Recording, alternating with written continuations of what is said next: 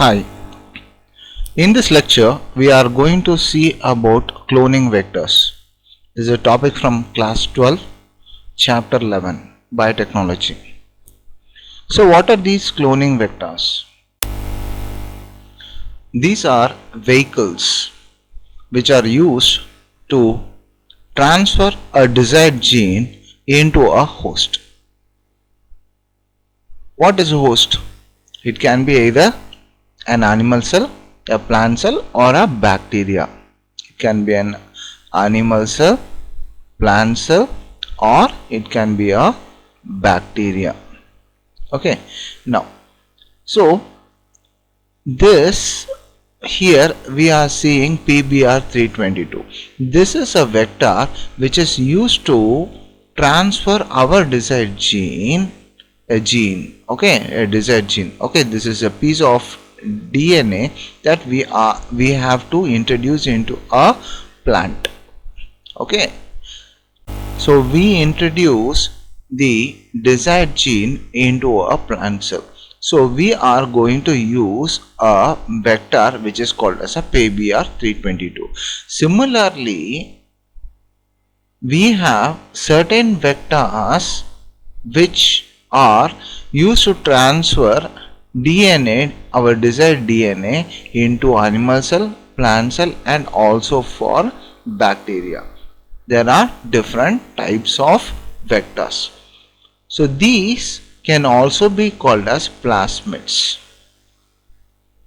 Here this PBR322 is a recombinant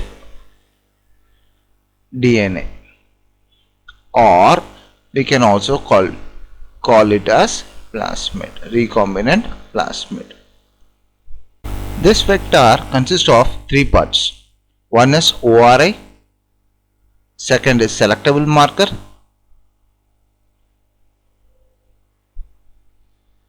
and third is cloning site. Now let us see what is Ori. Ori is the origin of replication. Here the blue color denotes the Ori gene. This is responsible for replication and also for copy number. There are two types. One is low copy number and another is high copy number. What is the meaning of this? When this vector is transferred into a bacteria, it can either replicate means making copies, either 2 to 5 numbers of plasmid, a similar type, 2 to approximately 5, that is called as low copy number. If it is producing more than 5 to 100 numbers, then it is called as high copy number. Now let us see about selectable marker. What is selectable marker? The selectable markers are nothing but ampicillin as well as tetracycline resistant gene.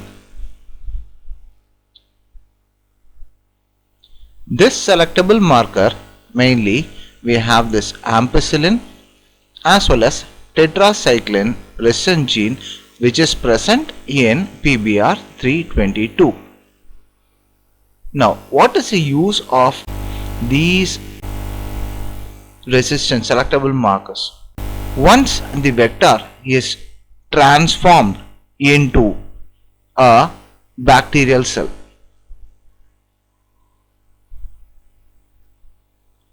then we have to identify whether the vector has gone inside the cell or not.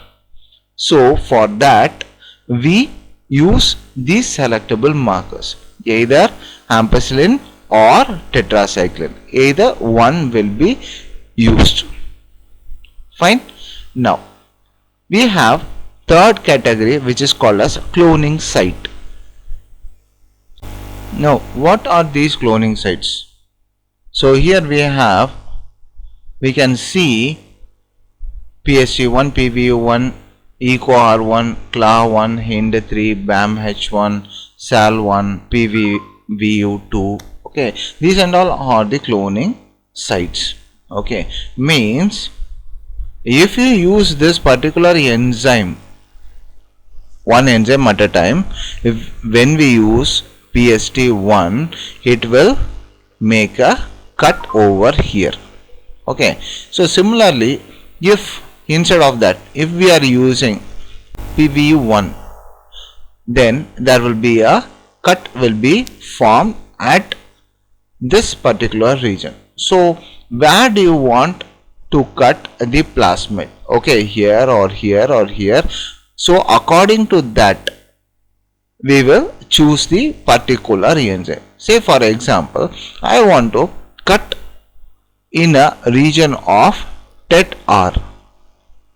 So I can use either BAMH1, which lies in this pink region. Here in this pink region, there are two enzymes that lies in this particular region. So I can use either BAMH1 or SAL1. Okay. Similarly, if I want to cut or I want to introduce a gene in this particular region, AMP-R. So I can use either PVU1 or PST1. This is the use of this cloning sites. There is another important thing that is called as a rope. What is the use of this rope? Rope is a gene which codes for a protein that is responsible for replication. Hope you found this video informative. Like, subscribe and share. Thank you. Bye.